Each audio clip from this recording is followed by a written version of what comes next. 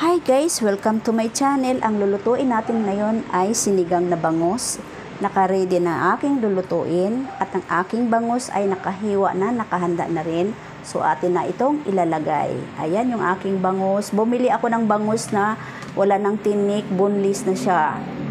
Ayan. Oops. So atin nang ilalagyan natin siya ng patis. Kunting patis lang. Pampalasa at ilalagay na rin natin ang ating pampaasim. Ayan.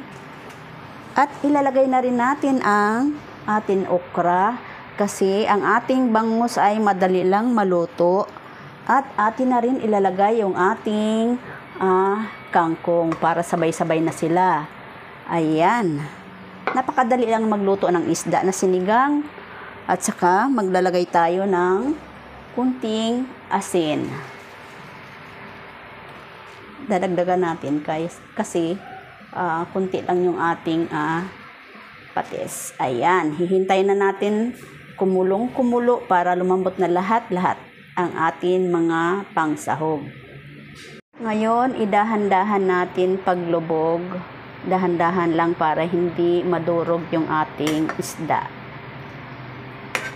Ayan. Boneless ang aking binili kasi ang aking mga kasama ay hindi marunong maghimay. Lalo na pagbangus, no? Ayan, delikado. Kaya ingat-ingat din. Guys, busy ako ngayong araw kasi singit ko lang to. Naglaba ako ng naglaba. Ang mga sampayan namin ay punong-puno. Sinamantala namin na may araw na, no, kailangan na maglaba. Ang dami, siksikan ang sampayan namin. Kayo rin ba naglaba?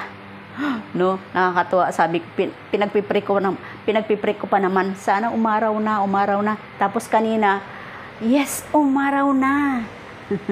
Maglaba na tayo. Tambak ang labahan ko, guys. Sa totoo lang.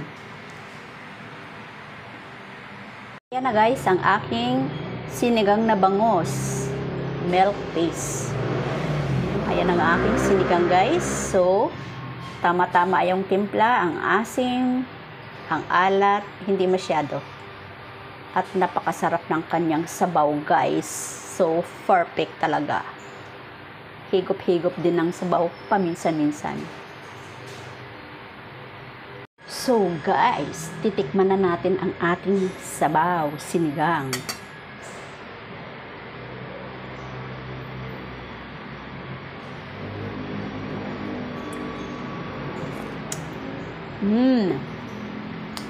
Napakasarap. Perfect talaga guys. Tama-tama. Perfect ang sabaw guys. Napakarami ng kamatis, yung bangus.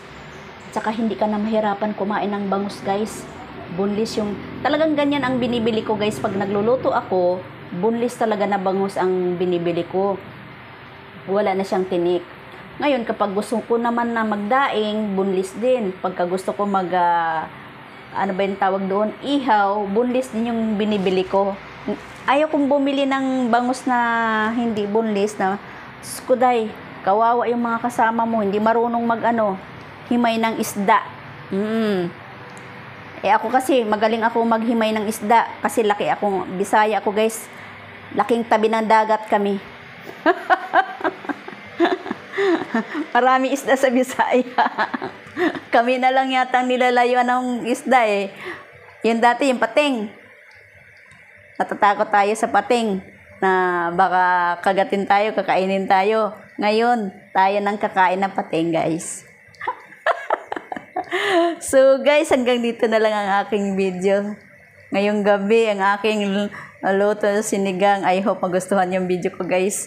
Don't forget to like, comment, share, and subscribe. Paki-click ang bell button para updated kayo sa susunod kong mga videos guys. Please support my channel guys. Comment din. Thank you. Good evening everyone.